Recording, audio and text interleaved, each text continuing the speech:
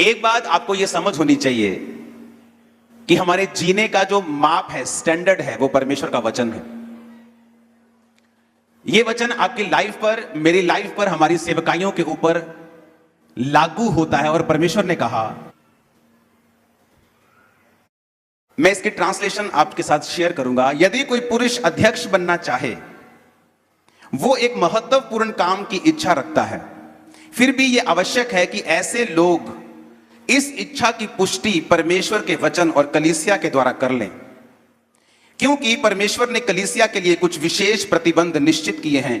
पासवानी के कार्य के लिए किसी भी व्यक्ति की परमेश्वर की बुलाहट को, कलीसिया के सदस्यों को, किसी भी व्यक्ति को सेवकाई का अनुमोदन केवल उसकी इच्छा, शिक्षा, बोझ या तथाकथित दर्शन या बुलाहट के आधार पर नहीं करना चाहिए।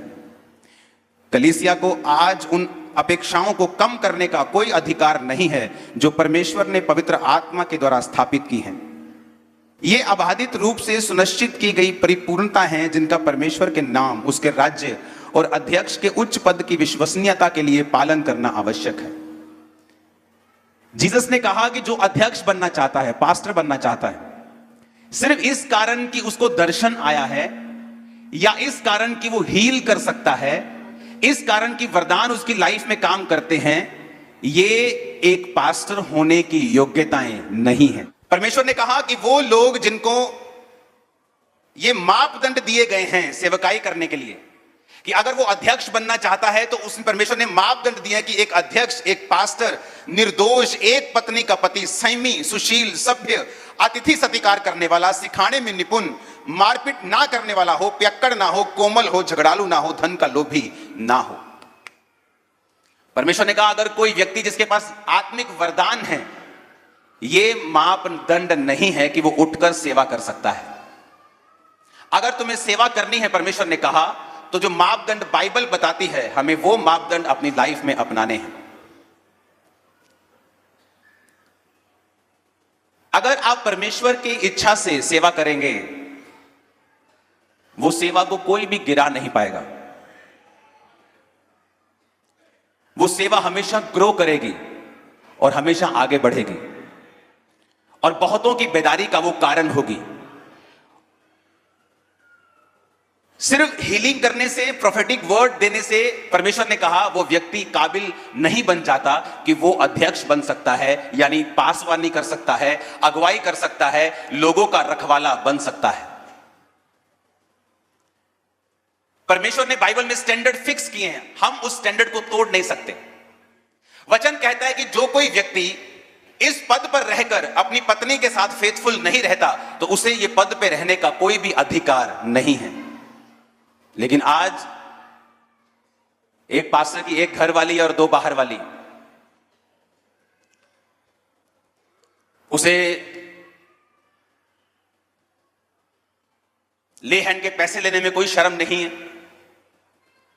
उसे व्यभिचार करने में कोई शर्म नहीं है, क्योंकि कलीसिया को यह लगता है कि अगर हीलिंग हो रही है, प्रोफेटिक हो रहा है, तो परमेश्वर इसके साथ है।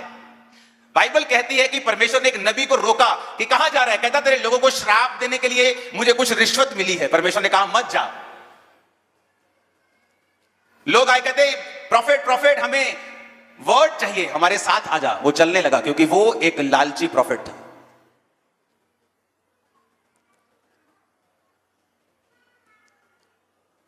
परमेश्वर ने कहा कि अगर एक अंधा अंधों की अगुवाई करेगा, दोनों गड्ढे में गिरेंगे। कहां गया हमारा विवेक, कहां गई हमारी बुद्धि कि हम ये भी नहीं जानते कि healing, deliverance, they are gifts. वो ये प्रूफ नहीं है कि ये व्यक्ति परमेश्वर ने खड़ा किया है, वो वरदान है और वरदान बिना तौबा के आते हैं। एक व्यक्ति हील कर रहा है, डिलीवर कर रहा है, मेरी मिनिस्ट्री में हीलिंग होती है, डिलीवरेंस होती है, प्रोफेटिक होता है, लेकिन यह भी प्रूफ नहीं है कि परमेश्वर मेरे साथ है। जो पहला तिमुथियुस 3 उसकी 1 में लिखा है, अगर मैं उस पर चलता हूं तो परमेश्वर मेरे साथ और आपके साथ भी है। कहता एक पत्नी का पति, घर वाले बच्चों का टेक केयर करने वाला। लेकिन आज हमारी चर्च में कोई स्टैंडर्ड क्रिश्चियनिटी में कोई स्टैंडर्ड नहीं रह गया।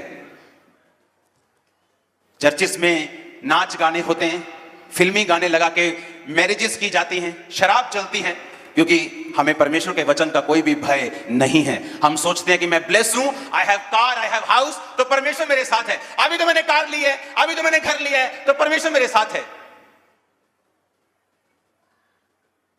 ये कार, ये घर, ये प्रोफेसी, हीलिंग, डिलीवरेंस, बरकत, लोग, ये साइन नहीं है कि परमेश्वर हमारे साथ है। ये वचन एक ओनली साइन है कि परमेश्वर हमारे साथ है। आज